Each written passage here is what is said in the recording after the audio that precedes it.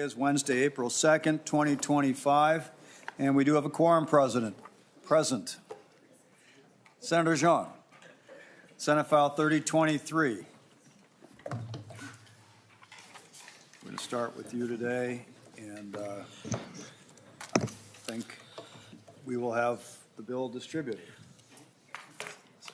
Oh, it's already in the packet that you have with the Disaster Services Facility cover sheet.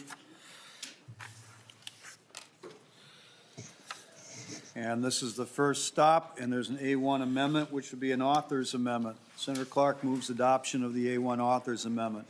All those in favor say aye. Aye. Opposed? Motion prevails. The amendment is adopted. Senator Xiong, tell us about your bill. Thank you, Chair, and members of the committee. Thank you for the opportunity to present Senate File 3023, a bill to appropriate funds for a public-private partnership for an industrial-scale emergency disaster services warehouse as a critical response resource. The amendment that was just added there would lower the state's share of the project to only $2 million or $25% of the project costs, and give more flexibility to Salvation Army to retrofit an existing industrial-sized warehouse for this purpose rather than building a whole new structure. Salvation Army is a national and international nonprofit that is well known to almost everyone, recognized for their Red Kettle charity work at the holidays, services for unhoused, and their support for nearly 300,000 people in need across Minnesota. They provide 3 million meals to Minnesotans experiencing food insecurity. They distribute 260,000 clothing items, hygiene kits, and kids' Christmas gifts. Just last Sunday, they were called out to assist NTSB and first responders at the plane crash site in Brooklyn Park.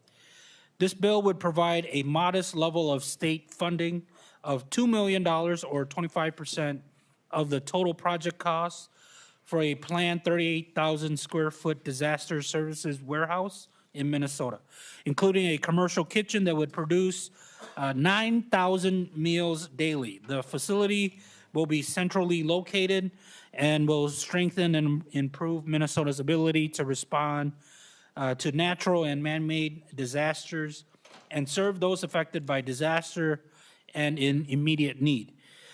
This type of facility is urgently needed at a time when we hear growing concerns about national FEMA's ability to respond quickly to a future disaster. I will now turn to my testifier, Lieutenant Colonel Randall Posley from the Salvation Army Northern Division. Chair. Good afternoon, Lieutenant Colonel Posley. Introduce yourself and give us your testimony, please. I'm happy to, and thank you, Mr. Chair. I am Lieutenant Colonel Randall Posley. I am the current divisional commander for the Salvation Army's Northern Division, which includes all of the state of Minnesota. So out of my office, we lead the work, the social service programs, the EDS, anything that takes place in the state of Minnesota comes through or is directed, led through my office. In recent months and years, one area that we have identified that I think would be a significant improvement for our capacity to serve the citizens of Minnesota is in the warehouse that the Senator has just spoken to. It's an identified need as well as an opportunity to enhance our services.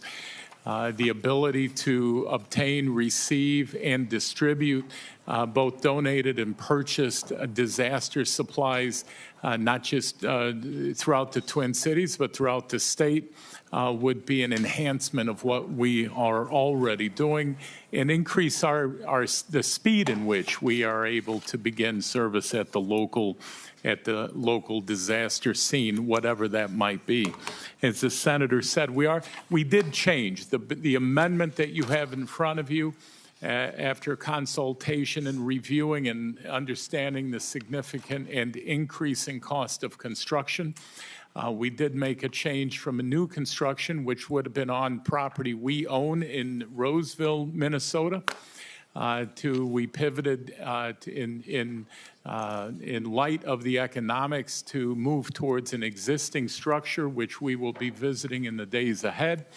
The thought is we should be able to significantly lower the cost of obtaining and preparing the facility. There will be significant costs in preparing the facility, as was shared, that we do plan on putting a commercial kitchen in the facility with the capacity of preparing for deployment up to 9,000 meals a day out of that location. Currently, when meals are provided, we are doing it out of multiple locations throughout the Twin Cities, which delays the response time, as you could imagine.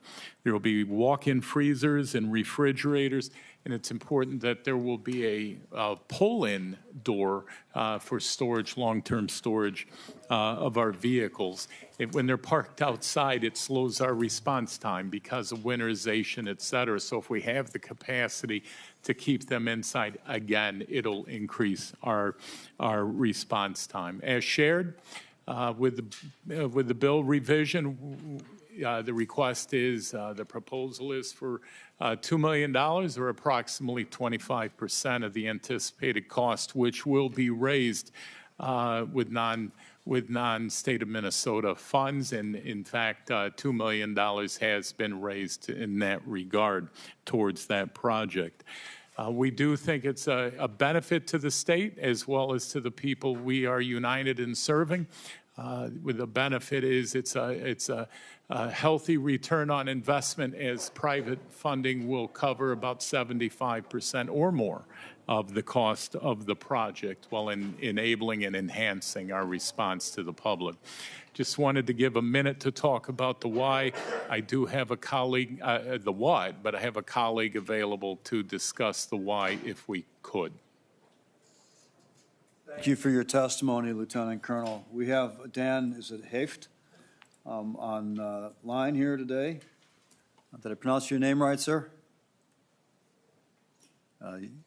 Hold on, we can't hear you. Hold on.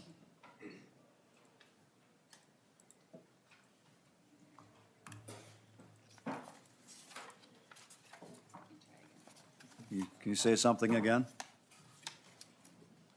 Nope, not yet. Mr. Chair. Senator Westrom. Mr. Chair, question, what do you currently do for a facility, or what do you currently do? Senator Westrom, why don't we wait until we hear all of our testimony, and then we'll go into questions. Okay, we're waiting sounds good. for a person online. We're having some trouble with the audio. Can you say something again, sir?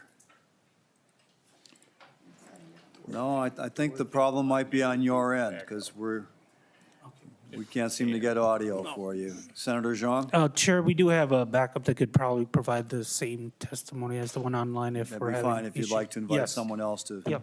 finish the presentation. Thank you, Senator. I'm sorry, Mr. Haft, we couldn't fix the audio here today. Welcome. If you go ahead and identify yourself. Sure. Thank you. Dorothy Maples, Director of Emergency Disaster Services for the Salvation Army. Also the Minnesota VOAD Voluntary Organizations Active in Disaster Vice President. Dan Haft has been my best friend for 12 years, so I'll try to do him justice as well. I appreciate the opportunity to be here. One thing that I would like to point out, the benefit, we've talked about increasing the speed of response, right, which is huge for all of us. One benefit to the state itself, partnering with all of the other voluntary organizations, this becomes a place not only for the Salvation Army, but from all those organizations, to be able to come in, do trainings, to collaborate after a disaster. So instead of trying to get online with all of each other, it becomes a meeting spot where we can collaborate together, get those necessary needing items out. One big thing that I've seen over the years, the biggest, Minnesota state flooding last year, the biggest need that we had was a warehouse. to start receiving goods from out of state and in-state so that we could get it out to the vulnerable populations, the smaller communities that were in desperate need of flood kits, water, food, whatever it was. And that slowed down that response because we did not have a central location in order to be able to house those items. A lot of the times, these bigger organizations that like to donate items want to send you a tractor trailer full of things. Where are you taking that? Where are you storing it? If somebody gave me a tractor trailer full of generators, could I get rid of them in a couple days? Yes, but not if I don't have a place to store them. So not only is this a benefit to us as an organization, it's going to increase our speed time of delivering services and goods out to our community. We can have a team in the kitchen starting to cook that food and have another team out start delivering food within an hour and a half, versus now where we have to go all over the city to cook in multiple different locations and pick up our vehicles. The longevity of our vehicles will be longer. It won't cost us as much money being able to house them inside and be able to do those things.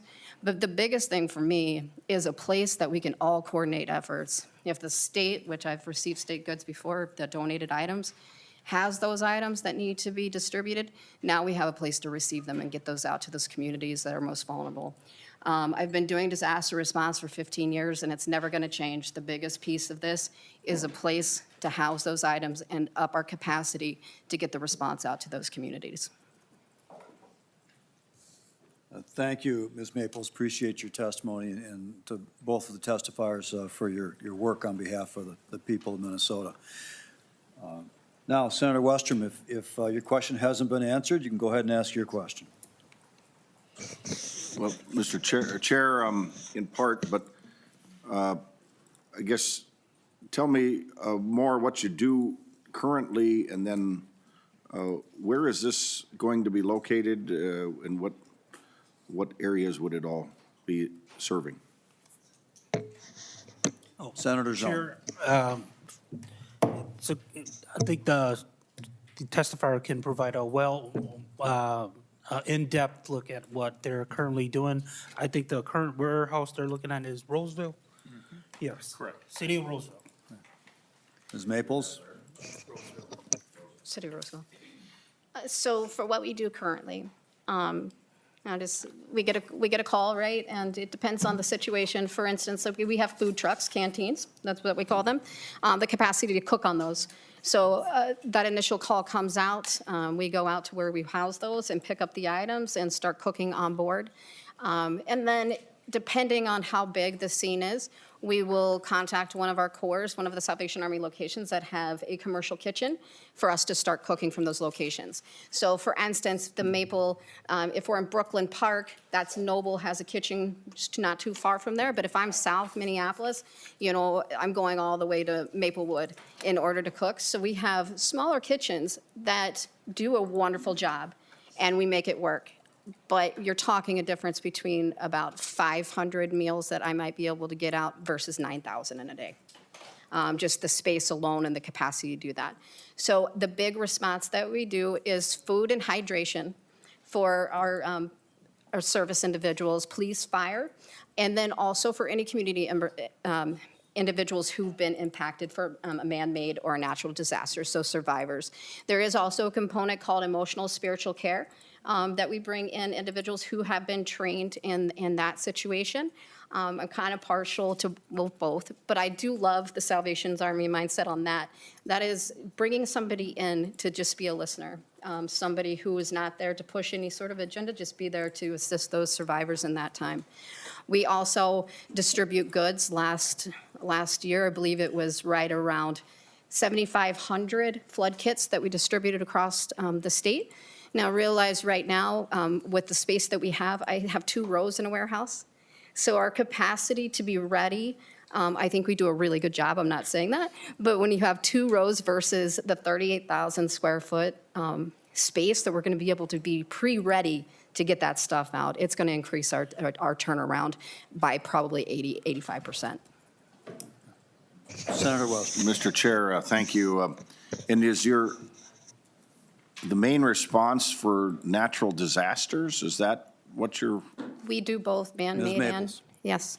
So we've responded to some of the police shootings over the past years. We do funerals for our fallen service members.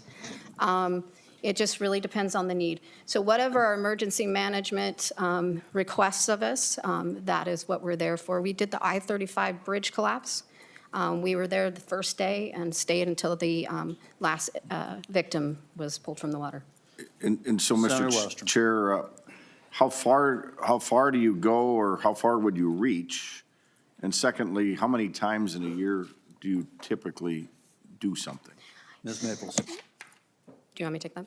So I would say, like I said, I've been doing disaster for 15 years. I would love somebody to give me a disaster calendar to tell me how many times that I can be ready for the next year. But in all seriousness, I'm not sure. You know, this could be like, we did, St. Paul had an exercise with the police department yesterday. We did that. So we go out for exercises as well to partner with those agencies. Plus, we were out for the plane crash this last weekend. So I've been out twice this week. And I've been in situations that I've been out for 3 months straight with the Minnesota State flooding. We do go to rural Minnesota. I spent a good amount of time in Waterville over the last Minnesota State flooding. We spent, I say, probably 5 or 6 weekends down in that area, distributing flood kits and feeding those individuals. So our division covers Minnesota and North Dakota, right? So, but for your purposes, all of Minnesota is our focus and our outreach. Yep. Senator Limmer. Thank you, Mr. Chair. Looking over the bill, I was wondering, would this bill be eligible for bonding rather than a cash outlay? I don't know if anyone knows that answer right now, but I'll fling it out there. Oh, the bonding chair is right here. Senator Pappas. Never mind. Go ahead. Senator Thank you, Pappas. Mr. Chairman. Senator Limmer, the bonds can only be used for a public entity. So if this was a private or a nonprofit, then they would not be eligible for bonding dollars unless we had cash available like we did in '23. And we're not going to have cash available this year. One other question. Senator Mr. Limmer. Chair. Does the city of, it's in Roseville? Roseville. Are they in favor of this building being in the city? Initial Lieutenant Colonel Polsley. Pardon me, thank you, Mr. Chair. Initial conversations have been positive. We recently pivoted the discussion, so we were still negotiating with the city on final design when it was new construction. They will be in favor of, I am confident, of the location to an existing structure. One other last question, Senator Senator Xiong. Certainly need to commend the Salvation Army for all the good work they do. But the question I have is, why wouldn't a more public building be available? Why are we focusing on a nonprofit agency in this case? Senator Xiong. Chair, you know, if we could get additional funding for a different public building, we would look into that too. Senator Howe. Mr. Chair, just point, I'm having a hard time hearing the response, so if you could just get the mic a little closer, it'd be a little easier to hear. Understood. Senator Howe. Thank you, Mr. Chair. And my question is I see the Department of Public Safety is going to administer the grant, but there's nowhere in here that talks about what they are going to take for the administration costs. So is it 2%, 5%, 10%? And is the Salvation Army aware that they're not going to get the full $2 million? There's going to be some taken out for the administration cost of the grant. Senator Xiong. Chair and members, I'm not sure, but maybe it might fall under the chapter that's within the section of law that it's looking to put in the appropriation here, but I certainly can look into that and get back to you with a more definite number of what the admin costs might be. Members, the plan is to lay the bill over for possible inclusion in the budget, so we have time to answer that question and decide what to do. Any further discussion before we lay the bill over? Not seeing any. Senator Xiong and testifiers, thank you for being here. Senate File 3023 is laid over for possible inclusion. Thank you, Mr. Chair. And Next up, Senator Rasmusson, Senate File 2904. Members, the intent here also is to lay this over for possible inclusion in our omnibus bill.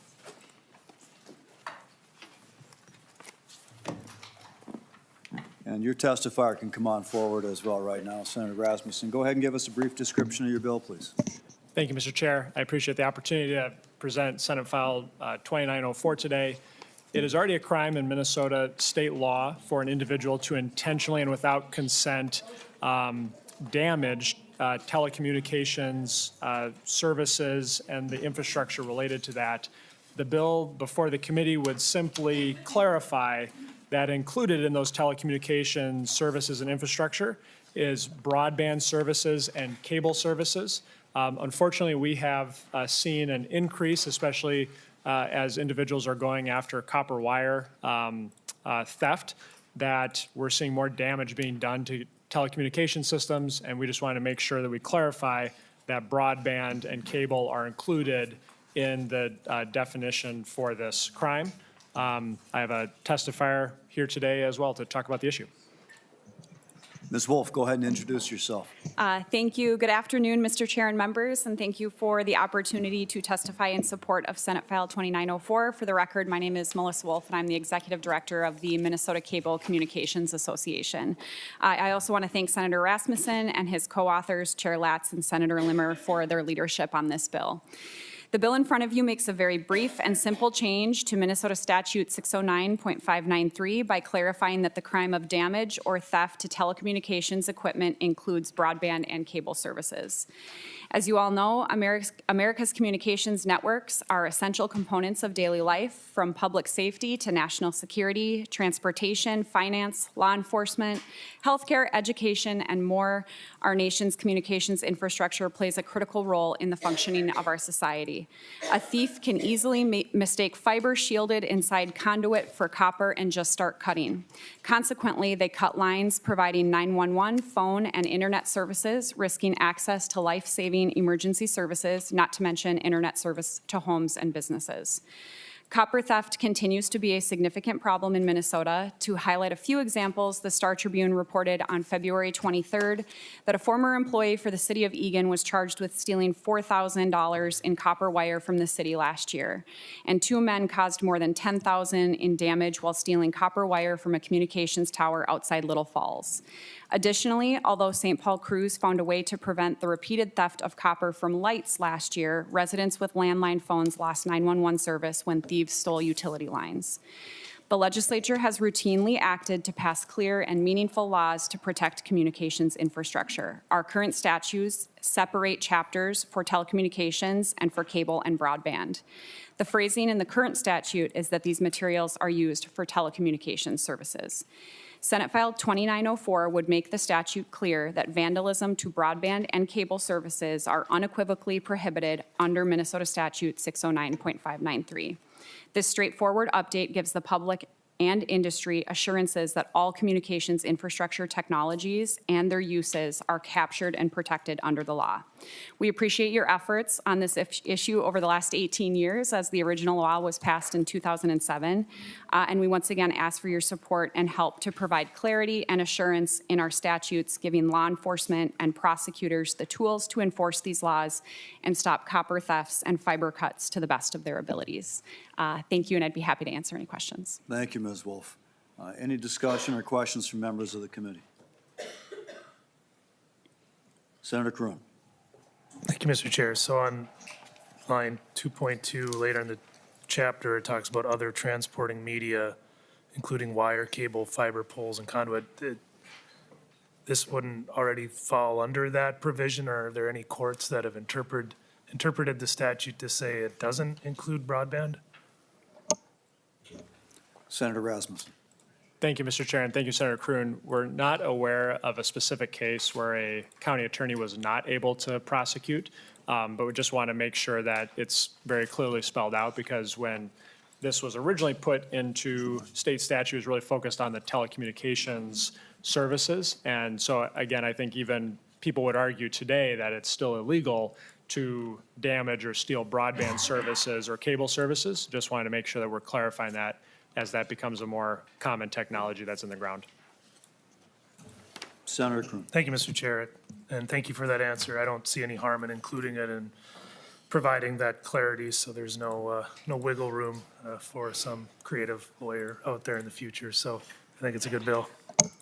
Do you know any creative lawyers, Senator Kroon? Any other questions or discussion from the committee? Not seeing any. Senate File 2904 is laid over. Thank you, Senator Rasmusson. Ms. Wolf. Yeah. Senator Limmer. Senate File 1373.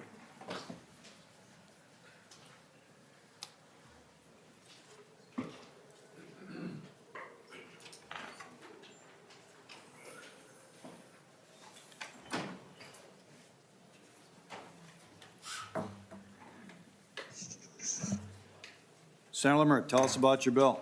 Thank you, Mr. Chair. You may recall that we had a hearing on this earlier, a few weeks ago. This bill closes a loophole by requiring automatic suspension for those who violate a criminal vehicle homicide or operation case. It requires a law enforcement officer to report to the Commissioner of Public Safety, which would trigger a suspension if the law enforcement officer has probable cause to believe that the criminal vehicular operation or homicide was involved, and not to wait for conviction. If later convicted, the license would be revoked. I'll stand for any questions, Mr. Chair.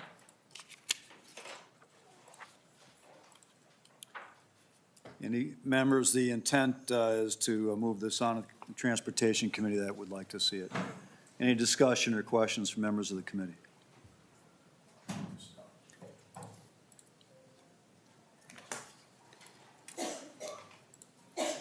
Senator Westrom, are you interested in asking a question? No. Okay. Just checking. All right. Not seeing any questions from members of the committee, Senator Limmer moves that Senate File 1373 be recommended to pass and be re-referred to the Transportation Committee. All those in favor say aye. Aye. Opposed? Motion prevails. Thank you, Mr. Chair. Senator Oumou Verbeten, Senate File 1908.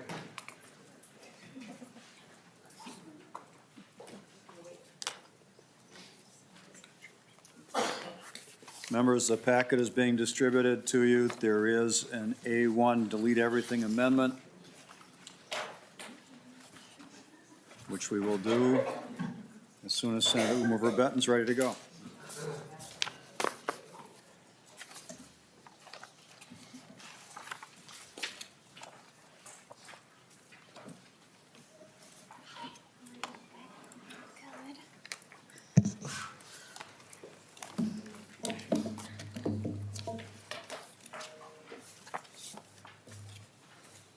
Senator Oumou Verbeten moves adoption of the author's amendment, BA1. All those in favor say aye.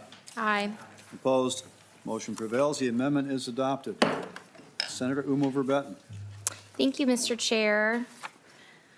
In 2023, we funded a study of the pretrial system in Minnesota, and the purpose of the study was to better understand how cash bail is used in our state, identify existing disparities, evaluate the system's effectiveness, and assess the harms caused by the system and explore potential alternatives. The report notes that at present in Minnesota, it is nearly impossible to access pretrial data, even through public records requests that would provide a clear and comprehensive view of the pretrial system in our state. So one key recommendation, therefore, is that Minnesota should gather and share data regarding the pretrial system. The lack of pretrial data presents an obstacle for those of us that are working to understand and ultimately improve the pretrial practices in our state.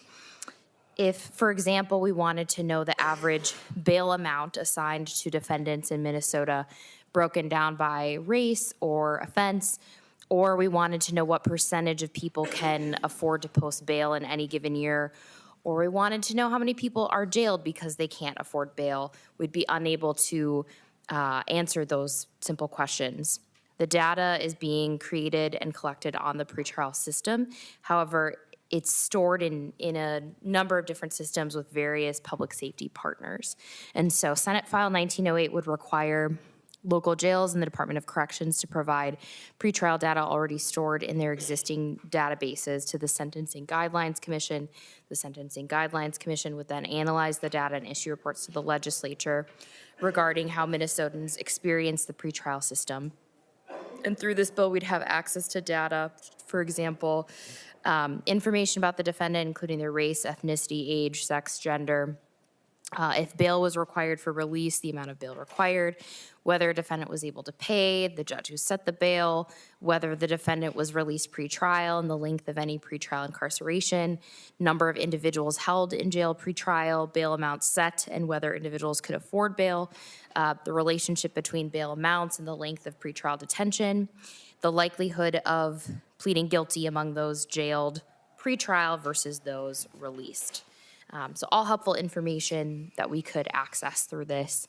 And then really having a comprehensive data set generated under the bill would be a great resource for legislators, policymakers, community leaders to help, then facilitate targeted reforms to improve resource allocation and understanding some of those systemic issues affecting public safety and justice. So thorough and consistent reporting guarantees that essential phases of the pretrial process from arrest to sentencing are carefully examined, and the accountability is vital for upholding public trust and confirming that our system emphasizes justice and safety.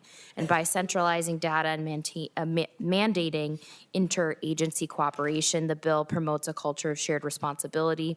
This collaboration among diverse stakeholders is essential for tackling complex issues within the criminal justice system and for developing comprehensive solutions. I'll just end by saying that every year, tens of thousands of Minnesotans, all of whom are legally innocent, are jailed pre-trial, leading to adverse consequences for themselves, their families, their communities, and really want to get a better understanding of how our pretrial system here in Minnesota affects Minnesotans and build systems that ultimately promote community well-being and public safety. You have access to the digital copy of the pretrial report that was referenced. And then there are letters of support in your packets from ACLU, from the Americans for Prosperity, a number of other organizations as well. And then I will turn it over to Anna Hall, who's a researcher at the Minnesota Justice Research Center, which conducted the study, to talk a little bit more about the bill. Ms. Hall, welcome to the committee. Thank you, Chair Latz and members of the committee. Good afternoon. My name is Anna Hall. I'm a researcher at the Minnesota Justice Research Center, and I'm an attorney at the Legal Rights Center in Minneapolis. And as Senator Oumou Verbeten said, I led the research team that conducted the research and produced the report that she referred to. And in that report, we recommended that the legislature create a statewide pretrial data system. Without a standard system of data collection, which currently doesn't exist in Minnesota, this pretrial system lacks transparency, and that makes it difficult for Minnesotans to understand what's happening in their pretrial system. They may have some personal experiences with it that they can certainly speak to, and that's a valuable part of the data collection that the Minnesota Justice Research Center conducted. But there are basic questions that we simply cannot answer without the data itself. So for example, how often do people in Minnesota fail to appear for court hearings? We don't know the answer to that question. Are people held pretrial in Minnesota more likely to plead guilty than people released pretrial? We don't know the answer to that question either, nor do we know the answer to the question of whether people who post cash bail violate conditions of release less often. Those are all very important questions to understanding whether this system works as it currently exists. And we can guess at the answers of some of these questions based on research from other jurisdictions, but because we don't have the kind of data system this bill would create, we can't answer those questions for Minnesota in particular. Minnesotans deserve to know whether the policies that affect their lives are consistent with values they hold dear, like equity and safety. And as it stands, our current system makes it very difficult to know whether we are living up to those values here in Minnesota. So I urge you to adopt the recommendations of the MNJRC as they are laid out in Senate File 1908. Thank you. Thank you for your testimony, Ms. Hall. We're also going to have testimony from Travis Fisher, a Cass County probation officer, should be online. Mr. Fisher, can you hear us? No, we can't hear you yet.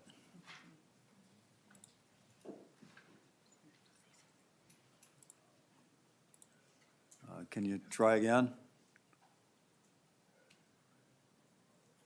No, we're not hearing you. I wonder if it's something with our system, because the previous remote testifier was unable to testify as well. Mr. Fisher, we're going to have our folks work on this and see if there's anyone else available in the room in the meantime that can share the substance of your testimony. Senator Oumou Verbeten or Ms. Hall, any idea what Mr. Fisher was going to be saying? I can speak briefly to what he testified to in the House. He did appear via Zoom there and testified as well to the need for pretrial data. One of the things he spoke to in the House was the inconsistency between counties. So as a probation officer in Cass County, he is dealing with people who might be facing criminal charges both in his county and in other counties, and they're often facing different consequences, have different conditions of release being set without understanding how the system as a whole works. It's difficult for him to know whether the conditions that are being set in his county are appropriate and useful during the course of the pretrial period. I think that's the extent of what I can remember of his previous testimony. Thank you, Ms. Hall. Should we take one more try here, see if we can get Mr. Fisher's audio working? Mr. Fisher, why don't you say something? We'll see if we hear you. You know, our system lights up here, but we still can't hear you. I'm sorry. I hope this isn't a problem for the rest of the hearing, but that's the best we can do. I apologize for that.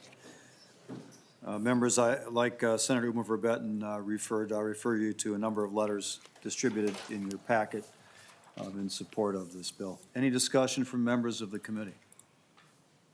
The intent is to lay it over for possible inclusion.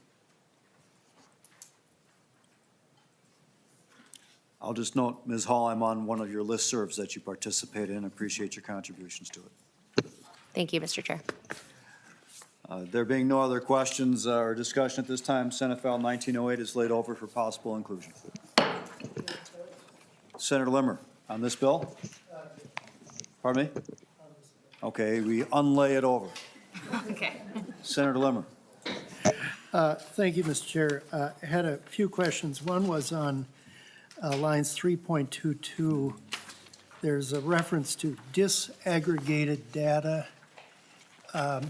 Perhaps counsel could give me a definition of what disaggregated data means. Ms. Primo, any idea?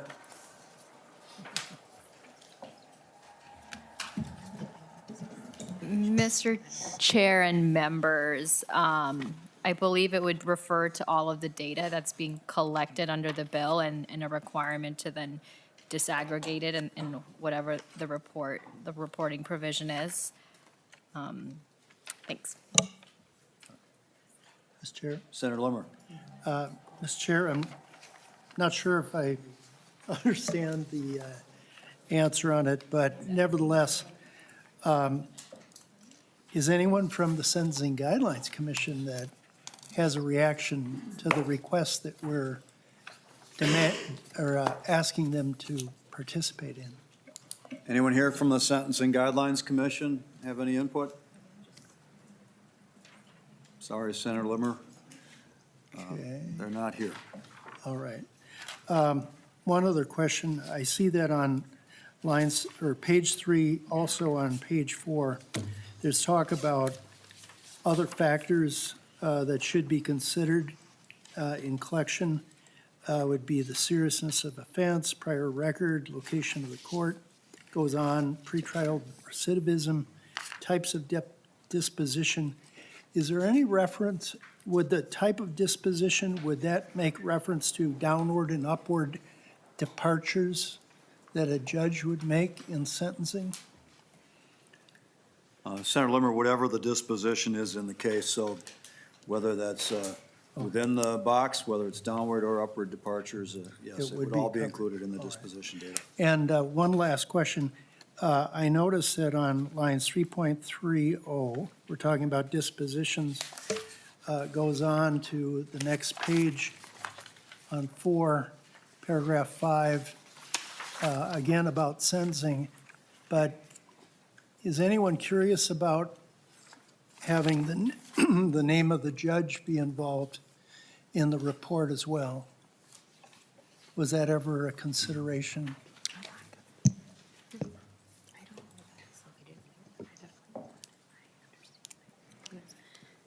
It Ms. is Hall. some, thank you, Mr. Chair. It is something that has been considered.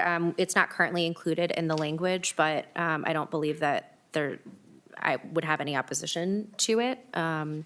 So it's something that we could certainly discuss further. Okay.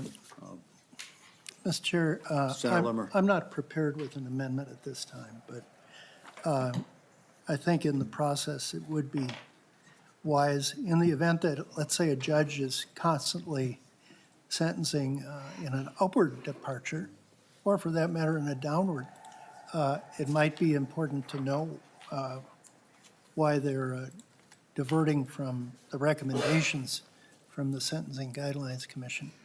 So I think it's worthy of discussion sometime, but I don't have an amendment at this time.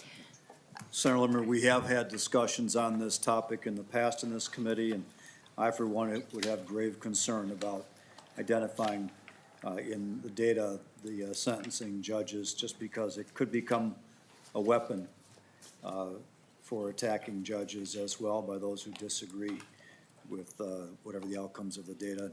I wouldn't want to put judges in that position. You know, who the sentencing judge is public data. But if it's aggregated and misused, it can become a political problem rather than leaving decisions on the merits. And so I'd have grave concerns about that. Mr. Chair, Senator Limmer. just as a side note, I know that every election year, I get a number of requests from constituents, who should I vote for a judge? And because they don't have any information on how a judge makes its decisions. And this might give a little indication, if you had the name of the judge, to give an individual that. I think the public has a right to know. And yes, there are certain risks that a judge may have in making certain decisions. We also have risks in making decisions here publicly as well. So again, I don't have an amendment. It's worthy of the discussion. And reasonable minds can differ, but quite honestly, I don't think the public is well served by keeping judges' records in an extremely difficult manner to get any information on behalf of the public. But thank you anyway for the discussion. Any further conversation or discussion from members of the committee? Senator Westland. Just briefly to that point, Mr. Chair and Senator Limmer, just knowing what the bottom line outcome of the, can you hear me now? I'm using my soft voice. Just knowing the bottom line outcome of a case does not necessarily really tell you much about the case, because each case is going to be fact-specific. And, you know, I don't really think that that tells you anything about how a judge reached their decision, if it went to trial, the jury considered certain information, and the judge is doing sentencing in a family court case. I can go online and look up all sorts of things, but it's not necessarily going to tell me everything about the case and what information the judge had before them. Any further discussion? Senator Oumou Verbeten. Thank you, Mr. Chair. I just wanted to add a few things. There is, when we look at the kind of list of items being collected on line 2.4, the judge who presided over the defendant's first appearance and set bail. Happy to continue having conversations with the committee about that.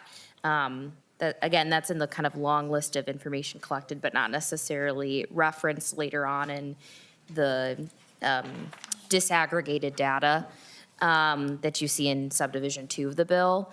And then overall, I just wanted to say that we reworked this a lot from the past year, really to think about how to bring in some of the costs and narrow the entities that were required to report some of this information so that we can get access to what we're looking to get access to. And very grateful for support across the board from a variety of different organizations on it, but I'm happy to keep working with folks on any concerns or any additions that you may want to add. Not seeing any further discussion from the committee, Senate File 1908 is laid over for possible inclusion.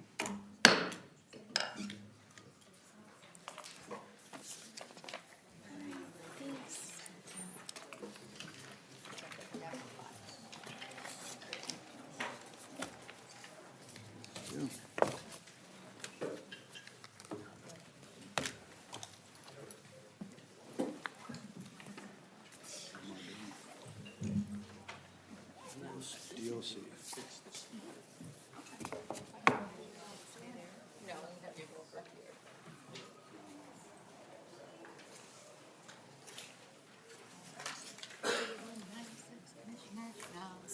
Okay.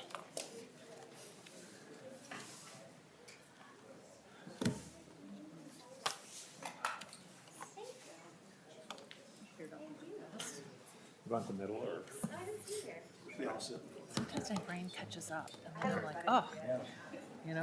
All right, we ready? Yes, I know. Well, thank you for saying, that's very nice.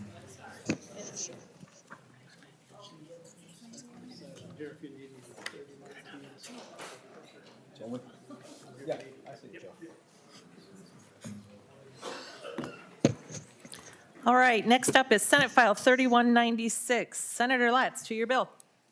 Madam Chair and members, this is the Department of Corrections deficiency funding.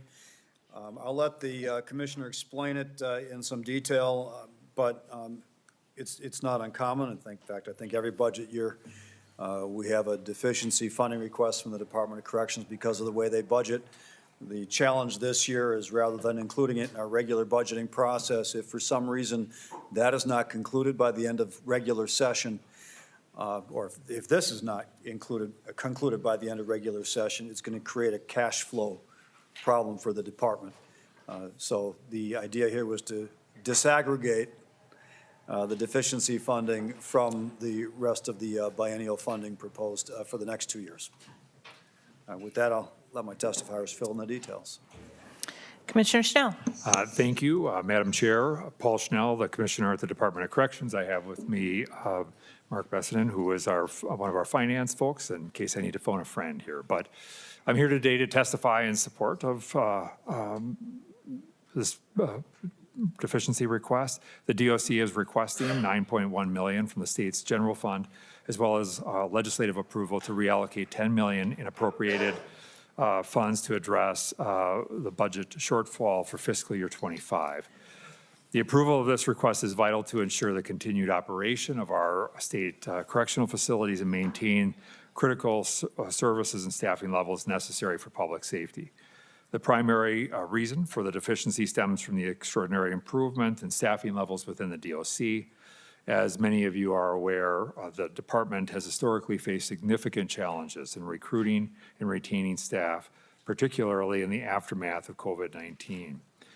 However, we're pleased to report that due to newly competitive compensation packages and previous investments from this committee, our recruitment and retention efforts, the DOC has made remarkable strides in attracting and retaining a skilled security workforce.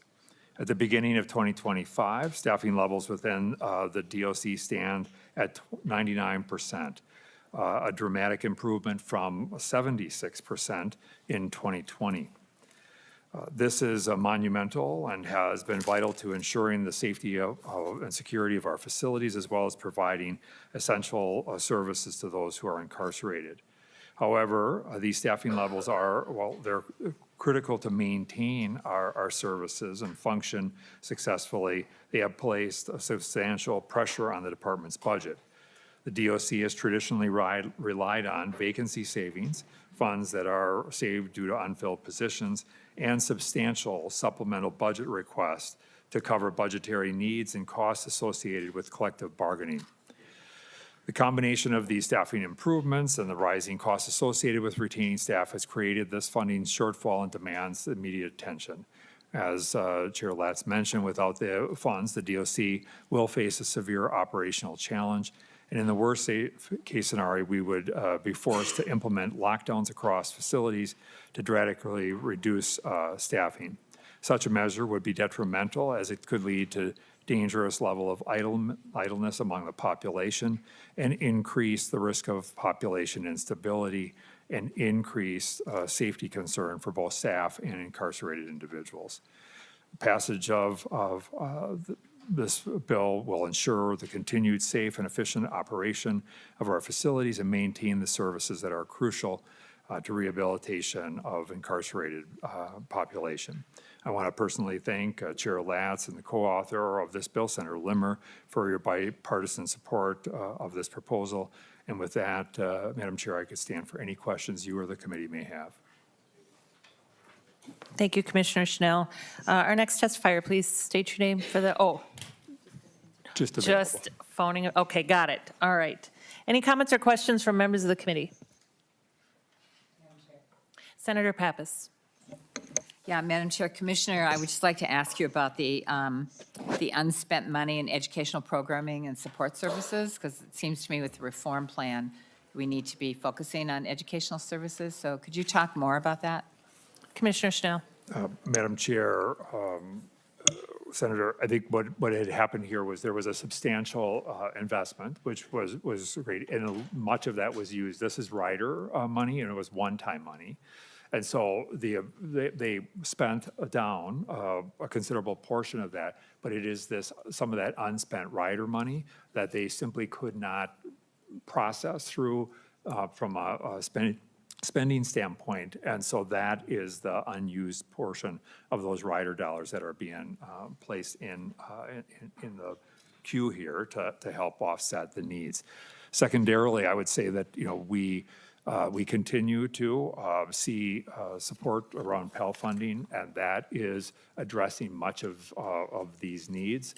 A lot of that investment did go into addressing some one-time investments in educational technology for incarcerated folks who are participating in those programs. That's laptops that are connected to the secure network.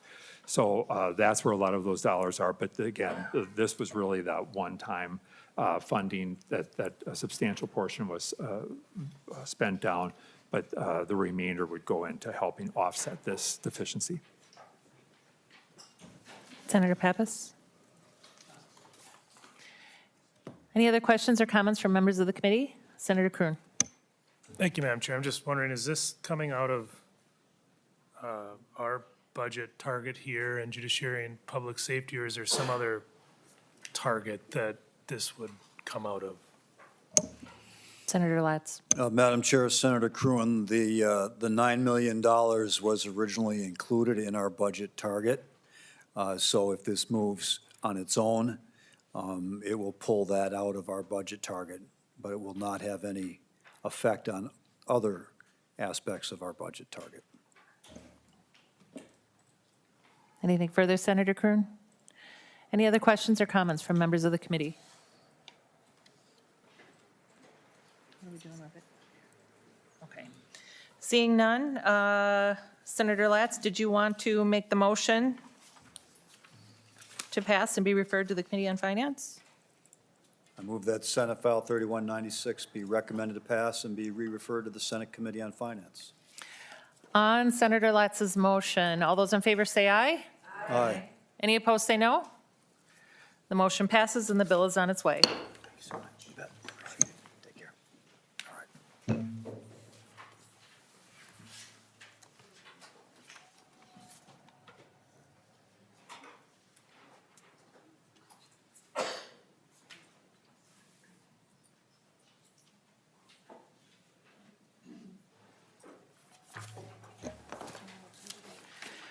All right, Senator Latz, our next bill will be Senate File 3019, which I believe is being distributed to members.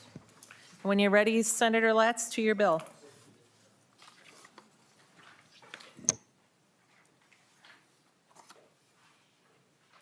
Madam Chair and members, this bill would provide for an attorney, advisor, or guardian ad litem in settlement of civil cases where one of the parties has a brain injury, so that the person with the brain injury has independent advice and guidance in whether to go ahead and make the settlement in their own best interests.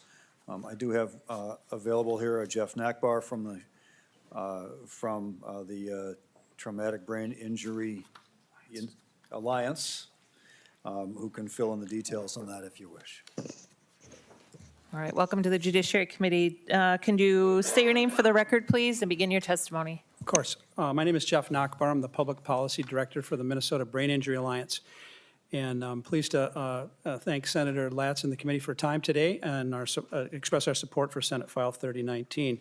Just really briefly, most people think, if they think about this at all, that if they ever get in a car crash or get injured in a car crash, that the legal and insurance system is there to take care of their needs, especially if the brain injury that is caused through no fault of their own but by the fault of others.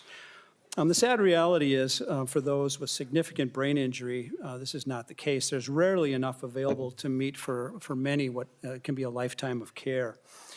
I've been getting calls about this and similar issues, for nearly 20 years, and we really appreciate any efforts that we can. And this bill simply brings another set of eyes to the settlement to help ensure that the settlement is in the best interest of the person with the brain injury. We want to maximize what is available to folks with brain injury before they have to impoverish themselves and then turn to the taxpayers through medical assistance to care for their brain injury. So this is an important step that we want to take to help ensure that we can maximize what's available to folks with significant brain injury as a result of car crashes, as I say, especially in cases through no fault of their own. Thank you. Thank you. And Joel Carlson, I believe you asked to speak as well. Please state your name and begin your testimony. Thank you, Madam Chair and members. Joel Carlson. I'm here on behalf of the Minnesota Association for Justice. Just a couple questions about this bill. It isn't clear on its face if this applies to people who are unrepresented when they come to the courthouse to have their structured settlement approved, or if they are represented by counsel. If they are represented by counsel, are we creating a conflict between counsel and the court-appointed attorney? Absolutely want to have the best result for everyone in these situations, but as the bill indicates, the payment for the court-appointed attorney comes from the settlement proceeds, and so I think we just want to make sure we're spending the resources in an appropriate way and not to interfere with, with their counsel of record, who is representing the injured party. We were here in front of this committee 2 years ago to put some guardrails around the sale of your structured settlement, because we do think that there were people that were being abused and rushed into selling their structured settlements. And we did support appointing for a non-represented party, appointing an advisor to advise the court as to whether or not they were an appropriate settlement. This one's a little different, where you may have represented parties that we are now asking the court to appoint someone to spend their own money to hire another attorney to give them advice. Happy to work through this. Is a serious issue, and happy to work through this with the Alliance and Senator Latz. But as written, it's just unclear as to whether or not this happens in every single structured settlement that would come before the court. It also wasn't mentioned, Madam Chair and members, but Section 2 of the bill requires a study of the sale of structured settlements that are going on in the court right now. And that certainly is an activity that we would embrace to know what is really going on with the reforms that were adopted a couple of years ago. Thank you, Madam Chair. Happy to answer questions. Thank you, Mr. Carlson. Any questions or comments from members of the committee? Senator Kroon? Thank you, Madam Chair. I guess to follow up on Mr. Carlson's point, what is the intent? Is it to, in every case, or just where the person with the brain injury is unrepresented, or what's the intention of the bill, to follow up on that point? Senator, Mr. Nachbar? Thank you, Madam Chair. The impetus for the bill, or the model for the bill, actually was the structured settlement work that had been done with stakeholders a number of years ago. And that takes place after the structured settlement occurred. And as Mr. Carlson has pointed out, this bill calls for a study of that to see how well that's working out, where they brought that guardian ad litem in to evaluate whether the purchase of that structured settlement was in the person's interest. But to answer your question, what we're trying to do is take that concept and move it forward in the process and have it apply to all settlements, regardless of whether it's a structured settlement or a one-time settlement. Before the settlement actually occurs, let's take that concept and apply it to that settlement to bring an extra set of eyes. And just like Mr. Carlson, we're perfectly willing to work with whoever, whatever stakeholders want to make sure that this can work well. But we're not saying that the people with brain injury aren't being represented well by their by their attorneys. We're saying let's bring an independent set of eyes to this, provide that information to the judge and prior to the settlement, whether it's structured or not, and ask for a report on how that meets the interests of the folks with brain injury. Senator Kroon? I hope that helps. Thank you, Madam Chair. So would the new attorney advisor that is brought in as that second set of eyes, would they have expertise in this area that their other lawyer wouldn't have, or what? How do you envision that playing out? Mr. Nachbar? We haven't, we model it, or the intention is to model after the sort of certified life planners, the folks that have the expertise in care, especially for brain injury. There's the expertise is varied in terms of how many people really understand what's involved in a lifetime of care for brain injury. But that's the intention, yes. And we're saying, let's add that information to the big picture. We're not saying, if the report says this, the judge must do that, or, trying to prescribe what should or shouldn't necessarily happen. But to bring an independent advisor into the equation to get that information before the judge, before the settlement is approved. It doesn't prohibit the settlement. It doesn't say, you can or can't, or you must meet this set of standards. But that's our hope, is that we just shed a brighter light on the true costs of these, a lifetime of care of brain injury, and what these settlements can do. I hope I'm being clear. Senator Kroon, anything else? Just one more. Senator Kroon. Thank you, Madam Chair. Thank you for that. I see what you're saying. I'm a little concerned that you'd have one lawyer being brought in to look over the shoulder of the existing lawyer, and then ultimately the client then gets less of a settlement because two sets of lawyer fees are coming out of the settlement rather than one, if I'm understanding this correctly. So, which may make sense if we've identified a problem with how lawyers are handling these. Makes sense where there's unrepresented people, but I would, and maybe this is the case. This is an area I don't have a lot of or any expertise in, but I would want to see where there's an identified problem with how the lawyers are handling this before I'd want to bring in a second lawyer to kind of look over the shoulder of the first lawyer, and then resulting in less of a settlement to the client. That's just kind of where I'm at right now. Thanks. All right. Senator Westrom, I believe you had your hand up. Thank you, Madam Chair. A little to the same point to Senator Kroon, but Senator Latz, who is behind pushing this bill ultimately? Senator Latz? Madam Chair, Senator Westrom, the Brain Injury Alliance that Mr. Nachbar represents brought this bill to me. Senator Westrom? And so, Madam Chair, I have some of the similar questions. I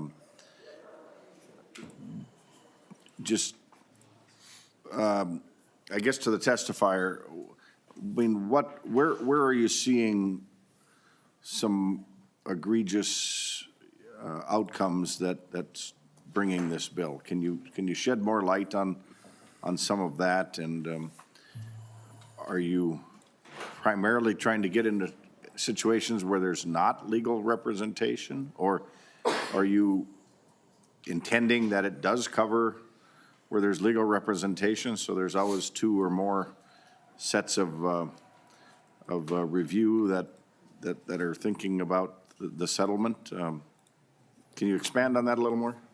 Mr. Nachbar? Thank you, Senator Westrom.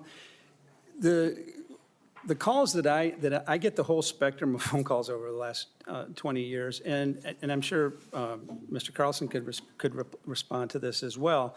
I'm sure a number of the clients, always think they should probably get more money than they ultimately do, I would guess. But we have heard stories where people feel that the settlement was not in the best interest. One of Senator Latz's constituents, Mike Stolte, was not able to be here today. He's seeing doctors. He's 80 years old. His son was injured in a car crash, and he felt that the settlement was rushed and that there was not an understanding, a good understanding what the true needs of his son was over the course of his life. And so we're trying to find a way to bring additional perspective to the process. So again, I'm repeating myself, so that it's really in the interest of the person with the brain injury, bring that expertise for that brain injury care into the settlement process prior to approving the settlement, dismissing the case, and moving on. And yes, we do think it should be in cases where people are not represented as well, just to make sure that that's clear. Yeah. Senator Westrom? And Madam Chair, do we have an idea of what we think it would cost to do this review? Mr. Nachbar or Senator Latz? Madam Chair, committee members, we put $3,000 in the bill as sort of an upper limit so that, we weren't taking a huge amount of money out of the settlement or expecting this to cost a huge amount of funds. And we've worked with some of the different certified life planning agencies around the country to try to get a sense of what something like this might cost. But we put a cap on it in the bill so that, in terms of your question of how much money is going to be spent on this. And Senator so, Westrom. Madam Chair, just so I understand, so in this case, you file a lawsuit, there's been a brain injury as part of an accident or injury situation. There cannot be an agreement or a judge signing off on a settlement if there's a brain injury involved without this second review. Is that in a nutshell what would happen in the legal process? Mr. Nachbar? Madam Chair, Senator Westrom, that's the intention, yes. Okay. And so, Senator Westrom. Madam Chair and Senator Latz, I'm not going to belabor this too much more, but I think there's a lot of questions or what ifs going here that I'm sure there's situations where afterwards somebody wishes they would have gotten more, settled for more, or not have taken a settlement. I mean, anything that settles is usually somewhere in the middle of what one party wanted and one party didn't want to pay. And so it's a little bit arbitrary to decide, is this the best we could get in a settlement or not? I've been a part of situations where I've thought we should have taken a settlement, and with co-counsel and the clients were emphatic they weren't going to go below a certain number, and believe it or not, the jury decided that they were more than 50% responsible for the fall that happened, and they got nothing. And so everything can vary, and so I'm just trying to figure out, is this really going to help, or is it just going to cost a settlement another $3,000, and you win some, you lose some, and I just, you understand what I'm trying to balance here, Senator Latz, and to the witness? Senator Latz or Mr. Nachbar? I appreciate the input. I understand the comment. Madam All right. Chair. Mr. Carlson. Madam Chair and Senator Westrom and Senator Kroon, these are all, excuse me, really good questions. But there's a lot of things that we haven't even talked about relative to the settlement of a claim that would go into this bill that I think it is a work in progress, but we haven't talked about liability, causation, insurance limits, the needs of the family, client confidentiality. There's a lot that is around that I would submit to you. The lawyer on the file is going to know way more about what the needs of that client are than someone who can give a short financial review of what the settlement is. And so I think as we talk about unrepresented parties and needing some assistance, I think that that is an area that we really should look at as this relates to more complicated cases with represented clients.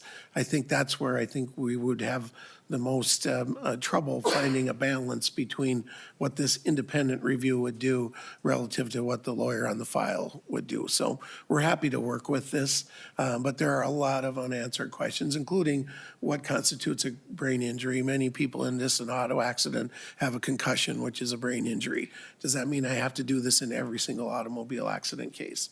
So there's some questions here that we need to resolve. And Madam Chair. Senator Westrom. Last point on this, Mr. Carlson, you spurred me to think about maybe a modification or more what would be a direction is maybe with settlements, there should be more discussion about how do you structure that settlement so it would last the lifetime or more of the lifetime of the injured of the injured person or party, because I think a lot of times maybe you get a lump sum settlement and several $100,000s or even millions seems like a ton of money for somebody, and all of a sudden in 2 years it's gone, where if they would have maybe met with additional annuity companies or financial investments. And so I guess to the first witness, would that make more sense that we just review what are maybe some of the best annuity or other investment options to structure it for 20, 30 years instead of making it available to the client all up front, and then they buy a bigger house and buy a new car and buy some things that in hindsight maybe wouldn't have been the best use of the money, and they would have better return and support long-term? I'm just wondering if that's maybe a better direction to go. Mr. Nachbar. Madam Chair,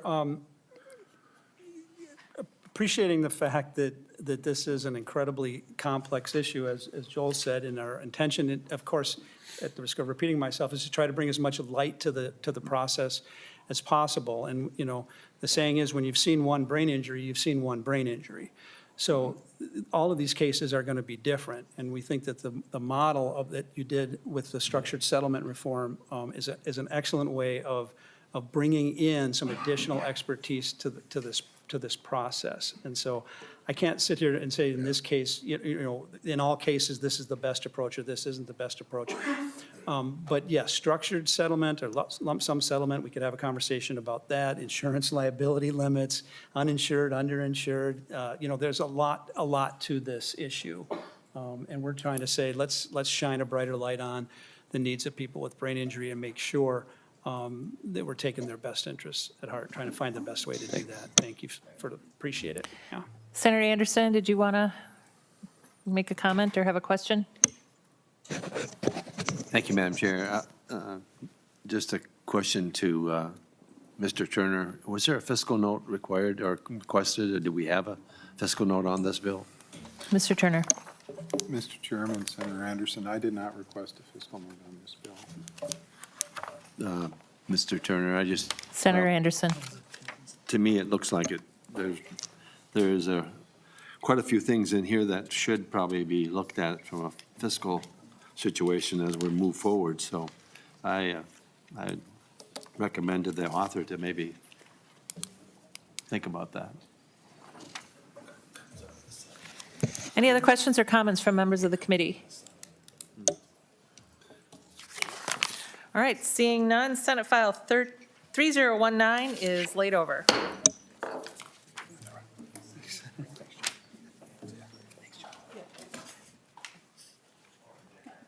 There it is. Next on the agenda, we have Senate File 3051. Senator Latz, to your bill, and it looks like we have an A1 amendment here. Is this an author's amendment, Senator?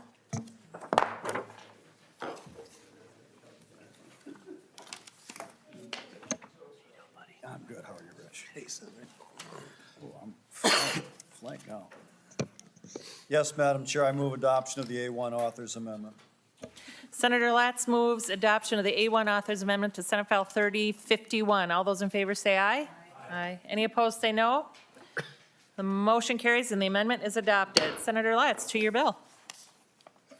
Madam Chair, members, Senate File 3051 would permit access to unredacted portable recording system data relating to collision investigations. I have with me a personal injury attorney, Rich Ronan, and Joel Carlson from the Minnesota Association for Justice to provide more detail. All right, thank you, Senator. Joel Carlson, welcome back. Yeah. Please state your name and begin your testimony. Thank you, Madam Chair. Joel Carlson here for the Minnesota Association for Justice. We're trying to expedite a process here that costs law enforcement money. It takes up court time, and we believe that there's a better way to handle this. We're trying to get unredacted body and dash cam video to accident victims and their insurance companies and lawyers without having the local law enforcement have the expense of redacting people in the video. What happens now, they redact the video, which is expensive. We go to court and make a motion. We're entitled to the unredacted video. They grant the motion, and then we get the unredacted video. For those people that are entitled to an accident report under 16909 subdivision 13, which are only the people in the accident, law enforcement, their counsel or next of kin, they could get unredacted video unless law enforcement believes it should not be released. Then they would retain all the rights to not release the data. I'm going to have Mr. Ronan talk about how this works in practice, but this, I think, is a bill that can expedite the process and save the courts and our local law enforcement some funds from having to redact video that is not needed. Thank you. Thank you, Mr. Carlson.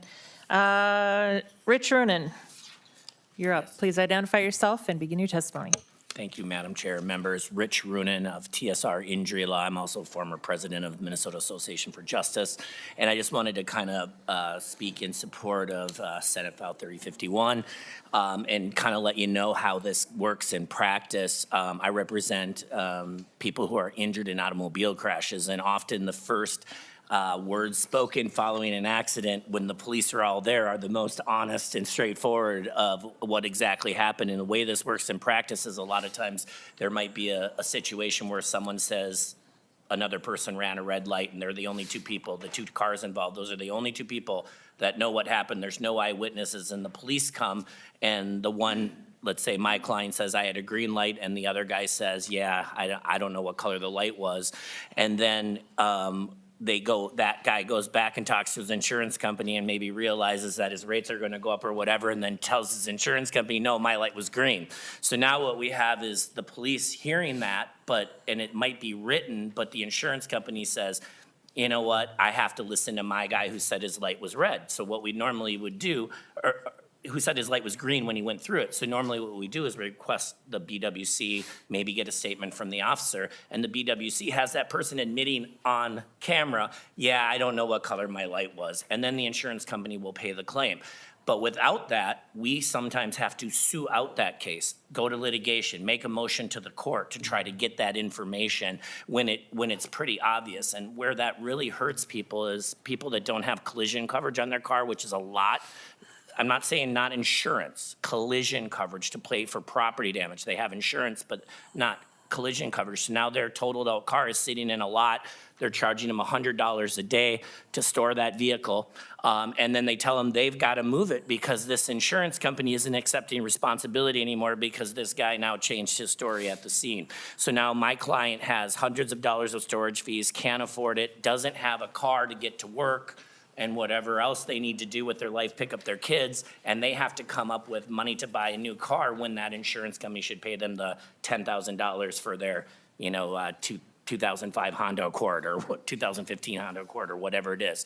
So that's how that stuff works in practice. And now, and I would say that I don't think there's any expectation of privacy when you're in a public setting and you're telling people what just happened in an accident. And as a victim of an auto accident, someone else's negligence, our client should have the right to know what everybody said at the scene before they started talking to insurance companies or lawyers or whatever it might be. The other thing I will tell you is that this isn't really done uniformly. Some police stations across the state just give us the stuff. They don't redact it.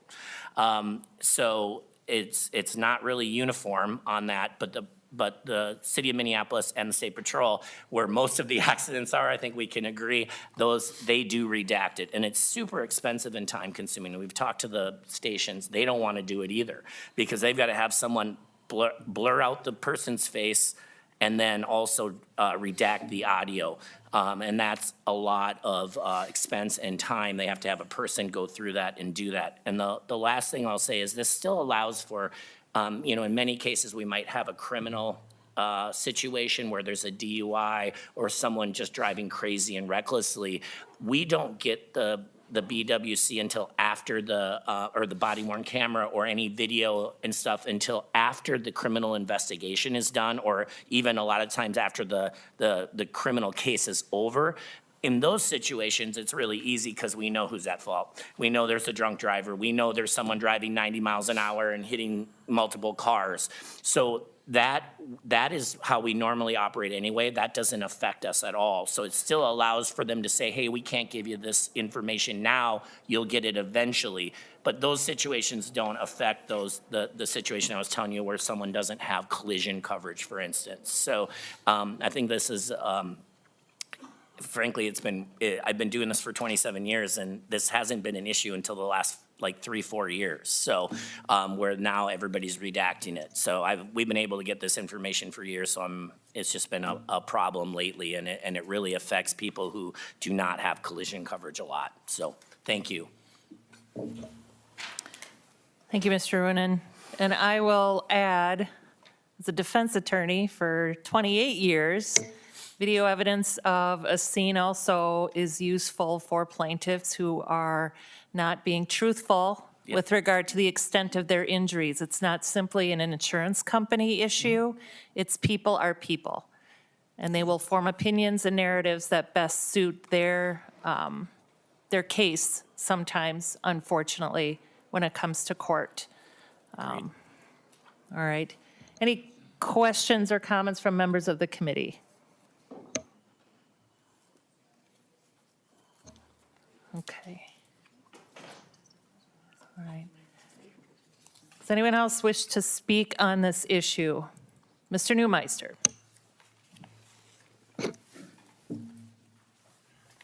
Madam Chair, members of the committee, my name is Rich Neumeister. As Chair Latz knows, this was a big issue a decade ago. It took 2 sessions on body cameras. This is one of the first times since then we're doing a lot more information to where a person, other than an amendment a couple of years ago for family. But this is an anomaly, and I'd like to point that out. If you look on a copy of the bill and look on pages 112, or page 1, line 12, through page 1, line 14, if you are an individual who wants to be able to see an unredacted of any type of body camera video, you can only inspect it and look at it.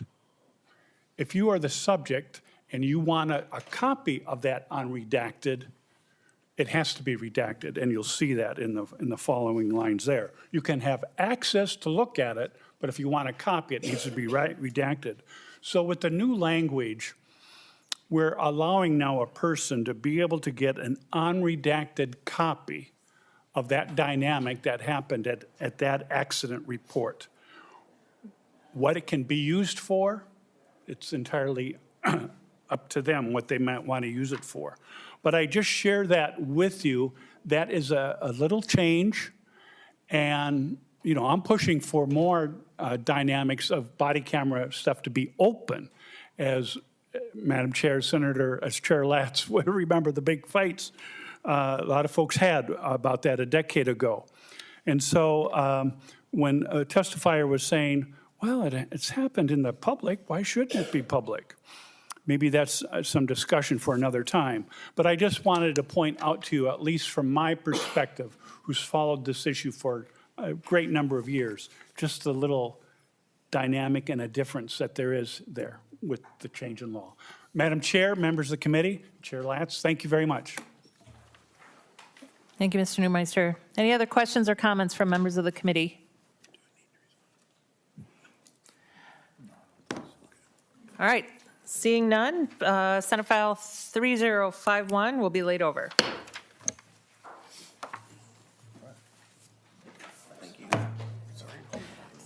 All right, Senator Kunesh, you're up. We're going to be hearing Senate File 2006.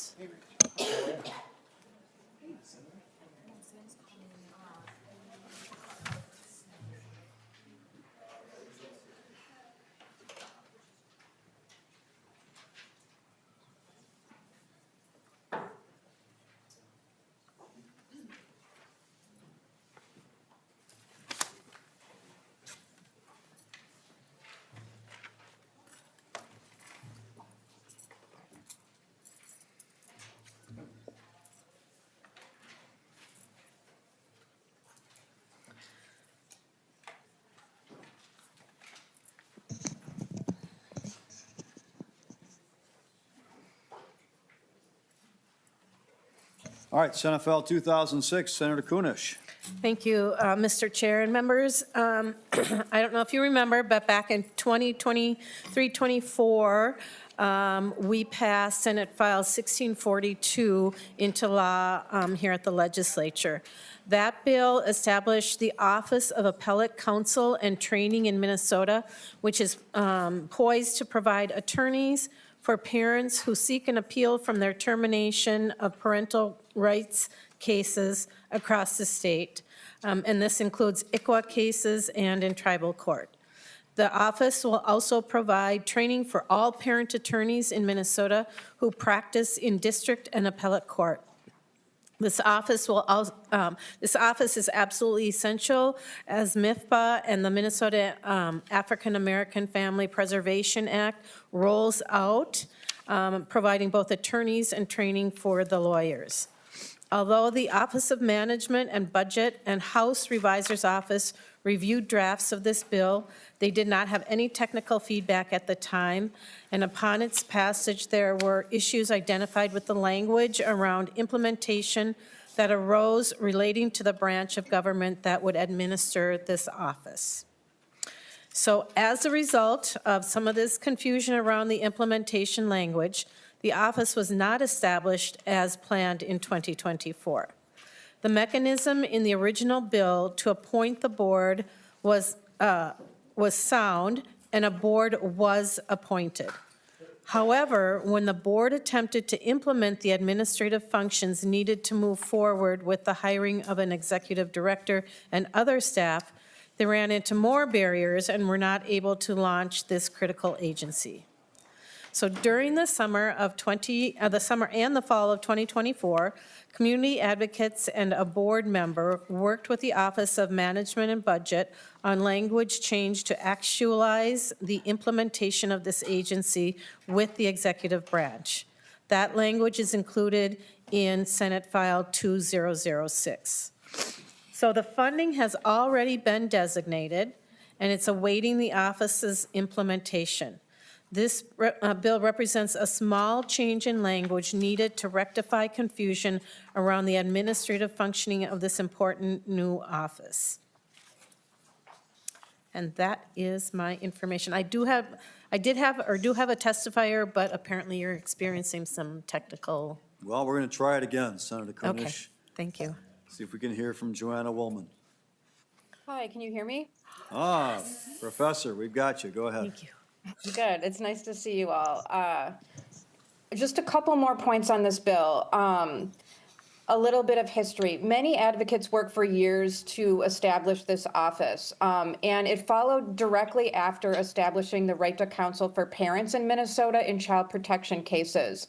There was concern after that new statutory right passed that some counties might not be able to implement this newly enacted statute to provide a lawyer to parents at all stages of the proceeding, including an appeal. And so I and other community activists and our other justice partners worked to establish this office to ensure that parents around the state would have access to an appellate lawyer. That appellate timeline is very fast in child protection cases. It comes just 20 days after a final order. This office will also provide critical training for lawyers across the state, in particular as we look to implement, as Senator Kunesh said, these critical new laws, the African American Family Preservation Act and the new Minnesota Indian Family Preservation Act. This office will use a centralized appointment system to ensure that parents in any county have access to a lawyer on an appeal. Right now in Minnesota, parent representation is pretty disparate, and there are counties that aren't able to provide the kinds of resources that other counties can. So another goal for this office is to make representation more equitable. We ran into a snag, as she said, with implementation last summer, and I and others worked with the Office of Management and Budget to correct the error in language, which specifically didn't include language making it clear that this new office would be housed within the executive branch. A couple things on housing it in the executive branch, because there have been some questions on that.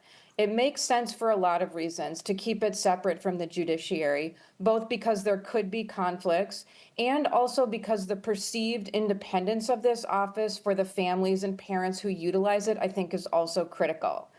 We've had a very warm reception within the executive branch and the Office of Management and Budget, and we're here today asking for your support to actualize and implement this office. There's no funding attached to this bill, and a lot of people and many, many, many years of work has gone into creating an office to provide this representation for families across the state.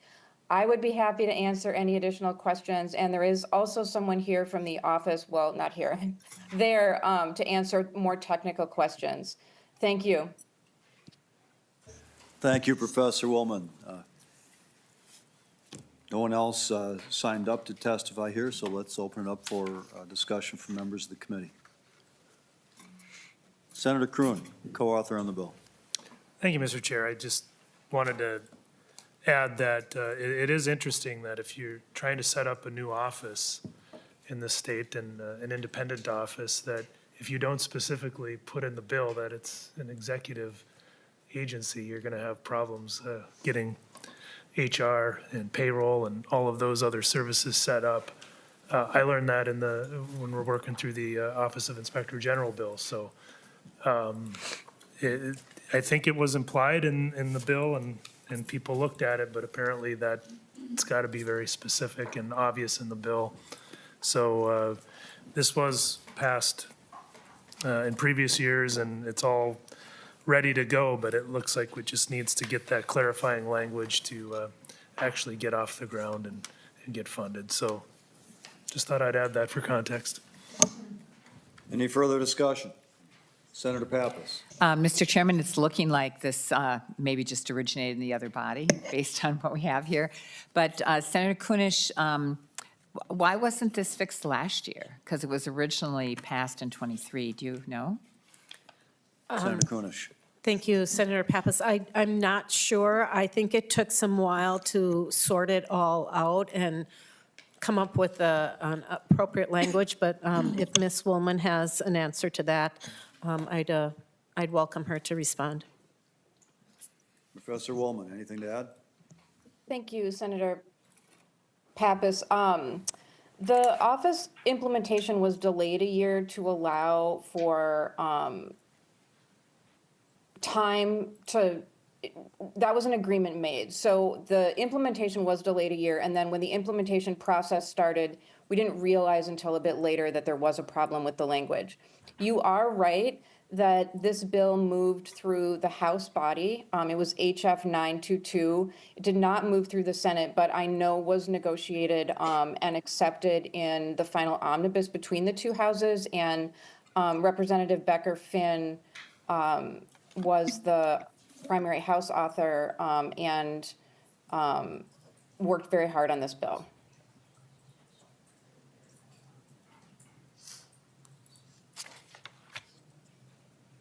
Any further discussion? Mr. Senator Chairman, Pappas. just one more comment about why we have two bodies, a House and a Senate, and clearly it could have benefited from being heard in the Senate and having a Senate author and having Senate staff review it. Thank you.